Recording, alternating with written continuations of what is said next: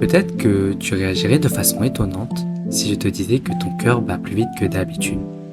Tes mains deviennent moites, ta respiration s'accélère. Peut-être que tu réagirais de façon étonnante ou pas, car en réalité, dans quelques heures, vous avez une présentation importante devant une vingtaine de personnes. La veille, vous aviez pourtant tout préparé, tout répété, tout organisé, mais c'est à ce moment précis, ces symptômes physiques vous envahissent, accompagnés de pensées tournant en boucle. Et si je bafoue? Et si on me pose une question à laquelle je ne sais pas répondre? Et si je perds mes moyens? Cette sensation, nous la connaissons tous. Elle peut survenir avant un examen, lors d'un premier rendez-vous amoureux, ou même face à un simple appel téléphonique important. Notre corps nous envoie des signaux. La gorge se serre, l'estomac se noue, les épaules se tendent. Parfois, ces sensations peuvent même nous paralyser, nous empêchant d'agir alors même que nous savons exactement ce qu'il faudrait faire. C'est fascinant de constater que même les personnes les plus compétentes, les plus préparées, peuvent être victimes de ces sensations. Un champion, juste avant une compétition décisive, un artiste talentueux, avant de monter sur scène, ou encore un orateur des plus éloquents, sent parfois sa gorge se nouer avant une présentation. Personne n'est vraiment épargné. Ce phénomène, cette réaction si naturelle et pourtant parfois si handicapante, porte le nom du stress. En y réfléchissant bien, dans toute notre vie, le stress a toujours été comme un frein. Combien d'opportunités avons-nous laissé filer par peur de l'échec, cette personne que nous n'avons jamais osé aborder, ce voyage que nous avons reporté, cette orientation d'études qui nous faisait vraiment rêver mais qui semblait trop difficile. Et maintenant, que se passerait-il si tu pouvais appuyer sur un bouton magique qui ferait disparaître toute cette tension? Imagine un instant que tu puisses aborder chaque situation avec une sérénité absolue. Plus de papillons dans le ventre avant une présentation importante, plus de nuits agitées avant le jour J, plus de scénarios catastrophes qui hantent tes pensées. Au premier abord, cela semble merveilleux, n'est-ce pas?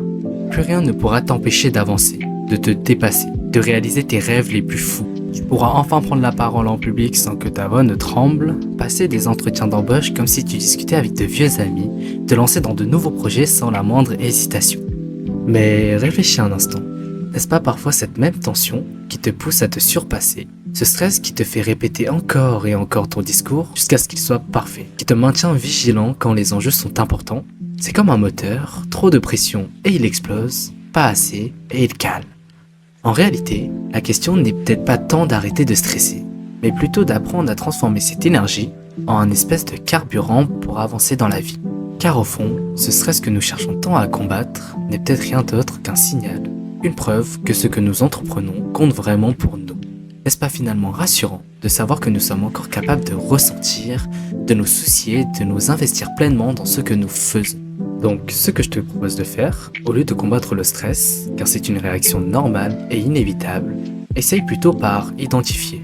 Identifier le problème, est-ce que c'est un stress de courte durée, lié à un événement proche, tel qu'un passage à un examen, une présentation orale, ou ce premier rendez-vous qui approche? Ce stress est appelé le stress aigu épisodique. Pour soulager ce stress, vous devez vous concentrer sur l'organisation et la gestion du temps. Autrement dit, si vous avez un examen à préparer, organisez vos sessions de révision. Ne vous prenez pas à la dernière minute. Cela vous libérera d'une pression, en sachant que vous avez déjà entamé la révision et que vous êtes en cours de révision pour arriver préparé à l'examen. Ce qui ne vous mettra pas dans un état de culpabilisation chaque fois que vous aviez repoussé votre jour de révision. Si votre stress est de longue durée, lié à un événement qui dure dans le temps et qui n'est pas prêt de s'arrêter, tel que des difficultés financières, des relations amoureuses ou familiales tendues ou un travail insatisfaisant. Tout d'abord, si votre stress persiste et entraîne des troubles tels que la dépression ou l'anxiété, je vous conseille fortement de vous tourner vers un spécialiste. Pour ce qui est des conseils, essayez de vous évader. Faites une autre activité qui n'est pas liée d'une manière ou d'une autre à la source du stress. Au minimum 2 à 3 heures par semaine, comme parler à des amis, jouer un instrument de musique ou encore, le plus efficace pour moi, faites de l'exercice physique. C'est non seulement bon pour la santé, mais cela peut également soulager votre santé mentale, en se sentant bien dans votre peau. Voilà, j'espère que cette vidéo vous aura été utile. Je vous dis à bientôt, c'était N, peace.